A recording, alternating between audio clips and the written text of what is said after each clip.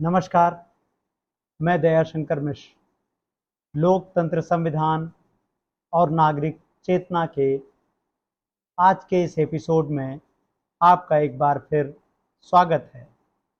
आगे बढ़ने से पहले हम आपसे अपील करना चाहेंगे कि अगर आपके लिए संभव है तो आर्थिक रूप से हमारा सहयोग करें।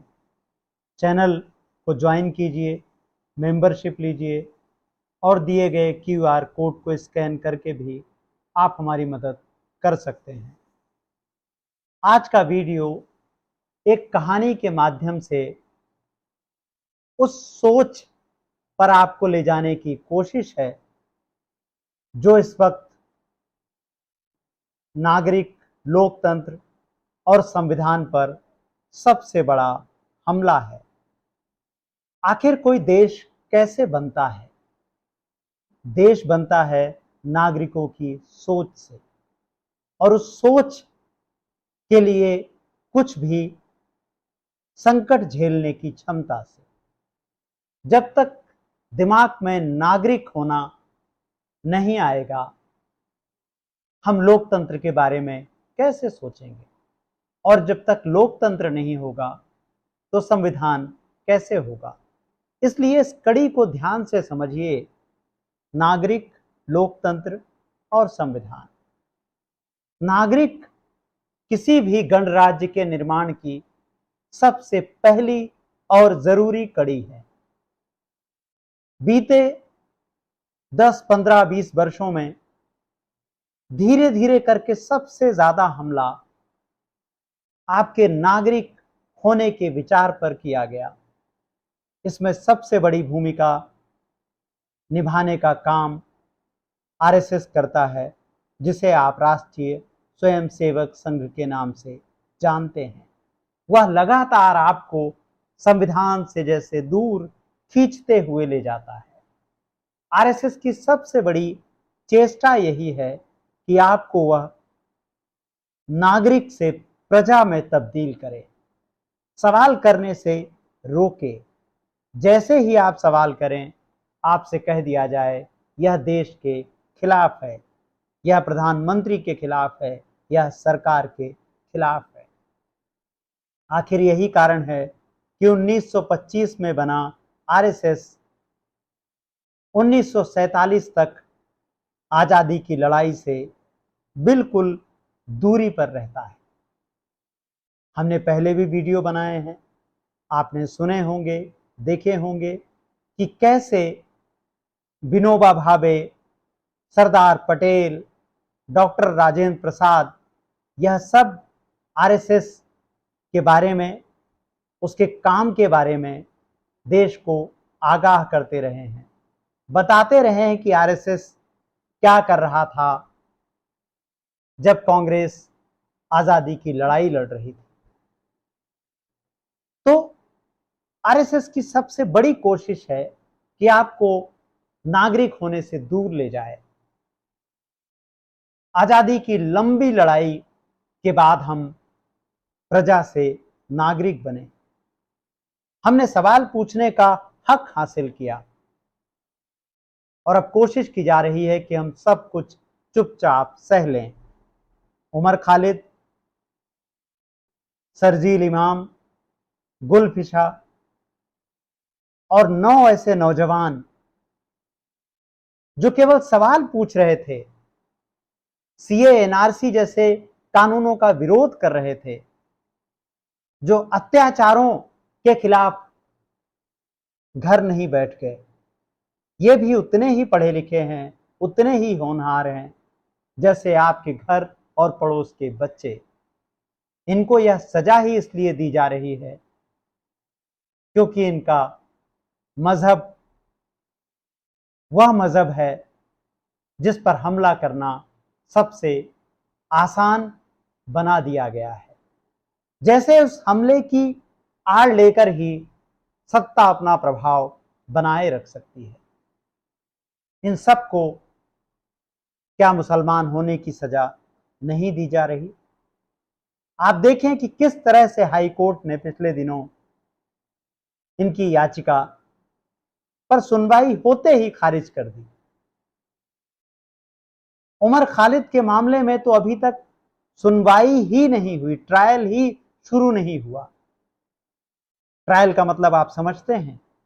ट्रायल का मतलब है कि सबूत पेश किए जाएं और उन पर बहस शुरू हो। ट्रायल ही नहीं शुरू हुआ। कल को अगर उमर खालिद बरी कर दिए जाते हैं, जिसकी की पूरी संभावना है, तो उनके ये 5 साल कौन लौटाएगा? 5 साल कम वक्त नहीं होता। 5 साल में आपका बच्चा 12वीं से पोस्ट ग्रेजुएट हो जाता है, पोस्ट ग्रेजुएट से नौकरी करने लगता है, नौकरी करके आपको सहायता करने लगता है। 5 साल इतने कम नहीं होते कि हम चुपचाप बैठे रहें और कोई सवाल ही ना पूछें। तो उमर खालिद के बहाने सबसे बड़ा संदेश है कि आप चुप रहिए, आपको सजा दी जाएगी बोलने की।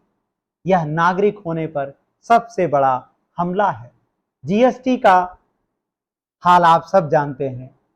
8 साल पहले जब जीएसटी लागू की गई थी तो देश भर में उसका विरोध हुआ। राहुल गांधी, जिनकी छवि को प्रभावित करने के लिए अरबों रुपए आईटी सेल के माध्यम से खर्च किए जाते हैं, आप राहुल गांधी का यह ट्वीट देखिए। राहुल गांधी ने उस वक्त साफ साफ कहा था कि जीएसटी का यह फैसला कितना घातक हो सकता है और कैसे इसको 2 स्लैब में ही रखना चाहिए। और अब देखें, 8 साल बाद सरकार को एहसास हुआ है कि राहुल गांधी ने सही सलाह दी थी और उसको स्वीकार करने की जगह, अपनी गलती मानने की जगह इस समय उत्सव चल रहा है जीएसटी वापसी का। अखबारों में विज्ञापन भरे हुए हैं, चारों तरफ गीत बज रहे हैं कि दिवाली से खुशियां आने वाली हैं। 8 दिवाली जो काली हो गई, उसका कौन हिसाब देगा? प्रधानमंत्री नरेंद्र मोदी को लाल किले की प्राचीर से जिस जीएसटी के लिए माफी मांगनी चाहिए थी, गोदी मीडिया के कारण आज उसका उत्सव चल रहा है और कहीं कोई सवाल नहीं है। आपको सवालों से दूर ले जाना ही इस मीडिया का सबसे बड़ा लक्ष्य है। जीएसटी ही क्यों, नोटबंदी आपको याद है? प्रधानमंत्री ने कहा था कि नोटबंदी के कारण अगर 30 दिन के बाद कोई तकलीफ हो तो मुझे सजा दे देना। तकलीफ तो छोड़िए, नोटबंदी से करोड़ों लोगों का जीवन प्रभावित हुआ। लोग लाइन में लगे लगे नोट बदलने के लिए मारे गए। उसके लिए कहीं कोई गिला शिकवा नहीं। विज्ञापनों की ओट में सब कुछ छिप गया, नफरत की ओट में सब कुछ छिप गया। धारा 370 आतंकवाद पर नकेल कसने के लिए आई थी। पुलवामा, पहलगाम और आए दिन होने वाली घटनाएं कहां कम हुई?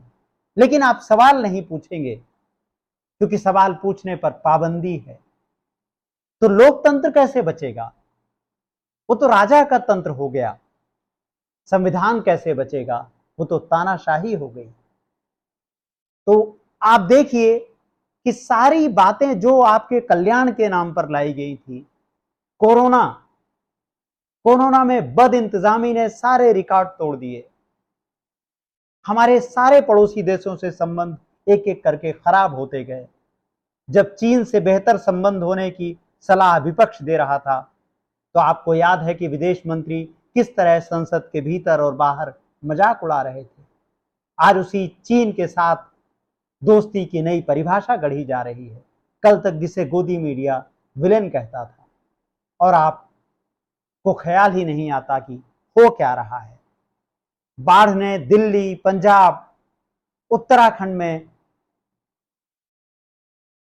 चारों तरफ तांडव मचा दिया है। कौन उस पर बात कर रहा है? दिल्ली में जैसे यमुना गली मोहल्लों में घुस रही है, कौन उसके लिए जिम्मेदार है? नदी किनारे बड़े बड़े महल बना दिए गए, उस पर कोई सवाल नहीं। आपको एक कहानी के साथ मैं छोड़े जाता हूं और समझिएगा कि ये बकासुर मॉडल क्या है। आपने गुजरात मॉडल तो बहुत सुना होगा, आज बकासुर मॉडल की बात करते हैं। बकासुर नाम का एक राक्षस था जिसकी कहानी हमें महाभारत में मिलती है। तो बकासुर का आसपास के इलाकों पर इस तरह से आतंक था, डर था कि जब चाहे जिस आदमी को पकड़कर खा ले। तो जनता इकट्ठी हुई, एक साथ मीटिंग हुई, बैठक हुई, और उस बैठक में क्या फैसला लिया गया? उस बैठक में सबने मिलकर फैसला लिया, यह तो कोई बात नहीं है कि किसी को भी पकड़ लिया और खा लिया, सब चलते हैं बकासुर के पास। तो जनता बकासुर के पास गई, गुफा के बाहर खड़े होकर उससे प्रार्थना की कि बकासुर बाहर आए और उनको खाए ना, उनकी बात सुने। बकासुर के सामने जनता ने प्रस्ताव रखा कि एक आदमी खुद रोज आपके घर आ जाएगा। हे बकासुर महाराज, आपके पास जो आदमी आए आप उसे खा लीजिए, इससे हम सब व्यवस्थित रहेंगे, हमारी व्यवस्था बनी रहेगी। बकासुर के लिए इससे अच्छी बात क्या होती? उसको यहां वहां जाना नहीं पड़ रहा, हमला नहीं करना पड़ रहा, हर दिन एक आदमी उसके सामने प्रस्तुत है। तो उस जनता ने, जो प्रजा थी, इकट्ठे होकर बकासुर से लड़ने का फैसला नहीं किया, बकासुर को हराने का विचार नहीं आया। एक व्यवस्था बनाकर बकासुर के सामने जाकर अपना जीवन समाप्त करने का फैसला लोग करते हैं। यह काम प्रजा ही कर सकती है कि संगठित होकर लड़े नहीं, अन्याय के सामने सरेंडर कर दे। आज हम इसी बकासुर मॉडल में हैं, जहां हर एक पर अलग अलग हमला हो रहा है और हमने ऐसी व्यवस्था दे दी है कि मुसलमानों को सताओगे, उनको जेल में डालोगे, उनके घर तोड़ोगे तो हम चुप रहेंगे। जैनियों के मंदिर तोड़े जाएंगे मध्य प्रदेश से लेकर मुंबई तक, तो बाकी सब चुप रहेंगे। फिर बनारस में मंदिर के निर्माण पर घर तोड़े जाएंगे तो बाकी चुप रहेंगे। बकासुर मॉडल को लोकतंत्र पर हावी कर दिया गया है, आपकी चेतना का हरण कर लिया गया है।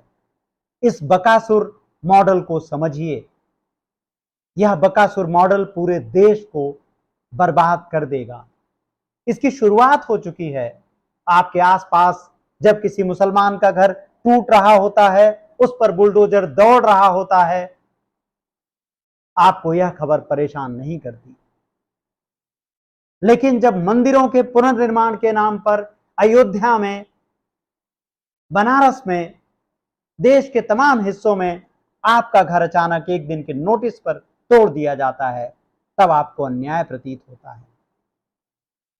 सड़कें बह रही हैं, पुल बह रहे हैं, नए नए दावे किए जा रहे हैं, ठीक से ट्रेन नहीं चलती, रोज पटरी से उतर जाती है, और आपको बताया जाता है कि भारत विकसित राष्ट्र बन ही गया है, बुलेट ट्रेन की परियोजना का स्वागत कीजिए। और आप ऐसा ही करते हैं क्योंकि बकासुर मॉडल ने आपके दिमाग को बांट दिया है। इसलिए इस बात को समझिए, यह बकासुर स्टेट का मॉडल लोकतंत्र, संविधान और नागरिक चेतना पर सबसे बड़ा हमला है। आपको आज का यह वीडियो कैसा लगा, इस पर अपनी राय जरूर दीजिएगा। अगर आपके लिए संभव हो तो हमारा सहयोग कीजिए, चैनल को लाइक कीजिए, सब्सक्राइब कीजिए, ज्वाइन कीजिए और हमारा साथ दीजिए। नमस्कार, धन्यवाद।